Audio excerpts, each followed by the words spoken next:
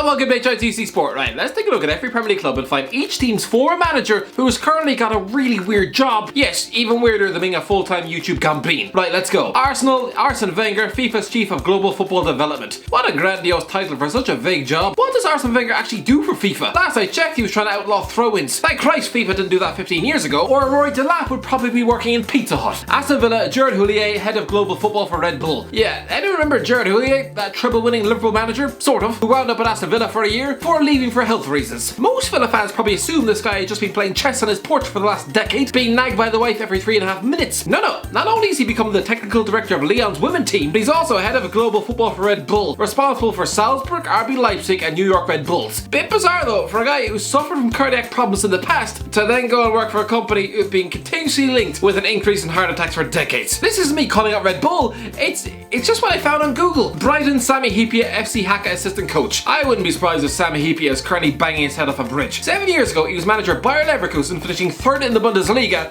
1 point behind Jurgen Klopp's Champions League finalists. The next season, he was sitting in a dugout at Old Trafford for a Champions League match. So how was he now 47 and given the lowly job of serving as assistant to Teemu Tainio at the backers of Finland with FC Haka? Probably because he shoved his career and potential in a blender when he followed up that Champions League run by getting sacked at Brighton after less than 30 games. Burnley OWEN COYLE Jamshedpur manager. Remember when OWEN COYLE ditched Burnley mid-season to move sideways across the Premier League to Bolton? Yes, while the lads at Turf Moor most definitely would have loved to make him swallow his own teeth, the media were tipping this guy to be one of Britain's most progressive, forward-thinking coaches, i.e. he was the original Brendan Rodgers. Yeah, no, he's now 54 and after a decade of failure, he's now forced to beg for employment in India. He's the current manager of Jamshedpur. Considering he's got a Premier League experience on his CV, yeah, the Indian fanbase probably assume he's some world-class coach. No, I wouldn't even trust him to mind the corner flag. Chelsea GUUS HIDDINK Curacao manager. I feel sorry for GUUS HIDDINK's wife. The man's had 18 jobs in management, spending the last 2 decades living out of a suitcase. Sure, she can hardly deny him big jobs at Real Madrid and Chelsea,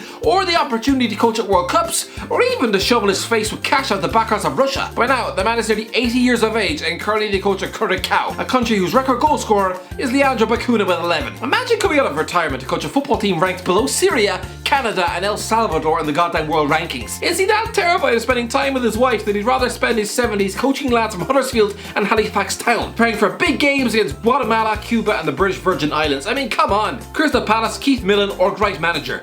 Okay, I'll touch on Alan Pardew later, but for now, let's talk about good old Keith MILLEN. A guy who stepped in as caretaker boss for Crystal Palace for a few games in the last decade. Well, he's finally trying to make it on his own now as manager of Orgryte in the second tier of Swedish football. This guy's best player is Abdul Razak. You might remember him for being the supposed next Yaya Toure at Man City, only to then fail at West Ham, Portsmouth, Brighton, Charlton, West Ham and Doncaster Rovers. So that kind of shows you the level of talent that MILLEN is working with right now. But I'm surprised he even got this job. How does anyone in Sweden even know who he is? Everton, Roberto Martinez Belgium manager. Okay, I'm sorry, but this still, it doesn't make any sense. How is Roberto Martinez the Belgium manager? This guy's a former Swansea and Wigan coach. I might understand if he was a Belgian legend at least, but he's Spanish. And he was offered the lucrative gig of coaching Belgium's world-class golden generation, just weeks after being dumped by Everton, where he finished 12th in the league. Christ, Muff, he'd only won 5 of 19 league games in the year 2016, losing at home to Swansea, West Brom and West Ham, and ending off the season being utterly thumped 3-0 by Sunderland. So for Belgium to offer him a World Cup campaign, the same summer their talismanic striker was claiming that Martinez had lost the Everton dressing room,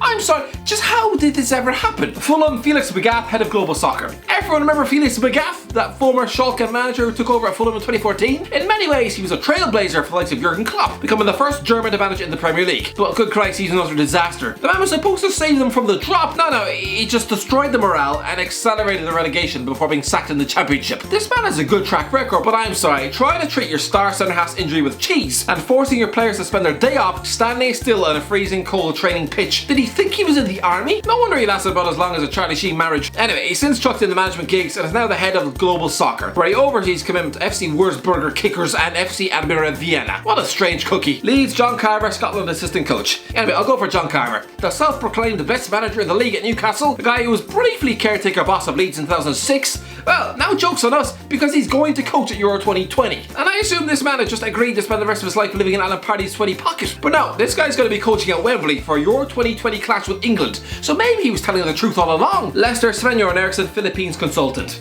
Like Hiddink, Sven-Göran Eriksson is the man who needs employment, because otherwise he'd probably be spending every night roaming the local nightclubs. Anyway, the former Leicester manager is currently a consultant for the Philippines national team. What a weird job. But then again, this man's CV is just strange. Liverpool, Rafa Benitez, Dalian professional manager. Let's be honest, Rafa Benitez has a weird job. This is a former European champion, a guy with some of the world's biggest clubs and Newcastle on his CV. But I think the shoddy treatment he received at both Chelsea and Real Madrid fried his brain, swearing him off ever accepting jobs at massive clubs ever again. Seeing him coach in the championship was just sad. It's like seeing Dennis Bergkamp at an airport. It just doesn't make sense. But no, he's currently contesting Chinese relegation battles with Dalian Professional. Yes, he still has his comfort blanket in Salomon Rondon, but this was a guy who moved to Newcastle to be closer to his family in Merseyside. So it makes real sense accepting a job offer 5,000 miles away. Kinda shows what money can do to a man's principles. Man City, Stuart Pearce, West Ham assistant coach. Stuart Pearce was one of the last Man City managers before the takeover. He probably wakes up every day with crippling regret that he didn't last a year longer. Then he'd been able to coach the likes of Alano and Robinho, not DeMarcus Beasley and a Joey Barton struggling to stay out of prison. Anyway, we should have known back in 2006, when his master tactic consisted of sticking the goalie up front, that he would never make it as a #1 manager, because he's now nearly 60 years of age and spending his life's work taking orders from David Moyes at West Ham. Man United, Ryan Giggs, Wales manager. To be fair, there aren't too many former Man United managers who are even in work.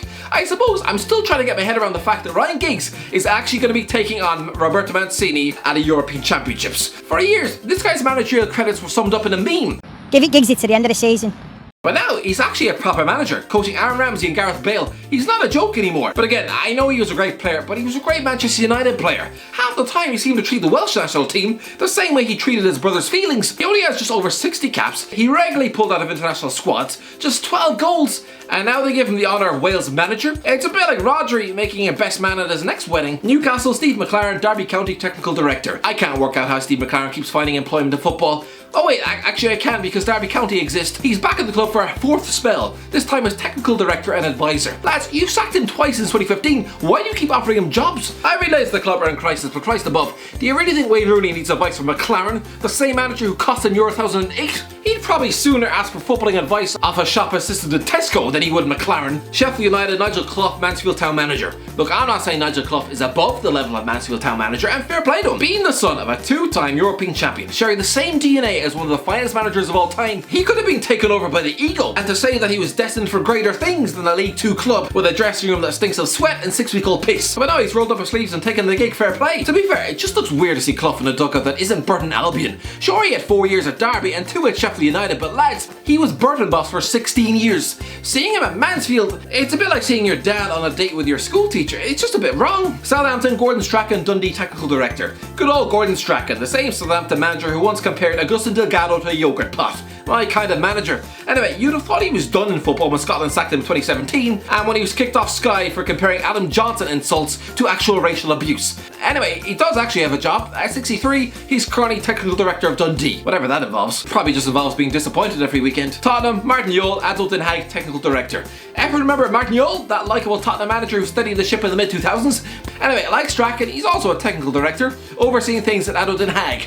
Although, considering he's just signed permanent problem child Ravel Morrison, I can only assume he still thinks it's 2013. West Brom, Pepe Mel, Las Palmas. Okay, considering Pepe Mel has always found employment in Spain, maybe it's not so strange to see him as manager of Las Palmas. But for any West Brom fan who remembers his complete lack of tactics and utter brain-dead coaching at the Hawthorns in 2014, they're probably confused that anyone with a working brain would ever offer him a job. West Ham, Alan Pardew, CSKA Sofia technical director. Yeah, good old Alan Pardew. If contracts were always upheld, then this guy would have been Newcastle manager for the last 10 years of his life, and Geordies would probably be getting ready to jump in front of a moving bus. Instead, Pardew was out in Bulgaria as technical director of CSKA Sofia. What a bizarre job, overseeing the careers of Jerome Sinclair and Blanchardstown's very own Graham Kerry. Wolves, Terry Connor, APOEL Nicosia assistant coach. Yeah, Terry Connor, a man who's made a career living out of Mick McCarthy's shirt pocket. This guy has followed Mick to Wolves, Ipswich, the Ireland job. Now they're both out in Cyprus with APOEL Nicosia, trying to win actual league titles and qualify for the Champions League. Makes a change for a lifetime of relegation battles and promotion pushes. God, I hope we see poor old Terry Connor in the Champions League. Anyway, that's it, lads. If you enjoyed the video, don't forget to like, share, subscribe, and as always, I'll talk to you in a while.